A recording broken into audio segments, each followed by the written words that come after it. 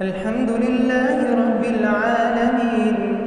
الرحمن الرحيم مالك يوم الدين إياك نعبد وإياك نستعين اهدنا الصراط المستقيم صراط الذين أنعمت عليهم غير المغضوب عليهم ولا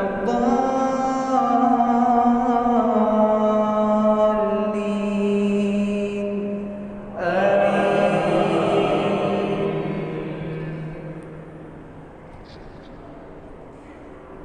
قل يا أيها الناس إنما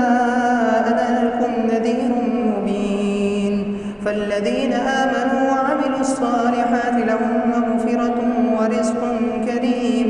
والذين سعوا في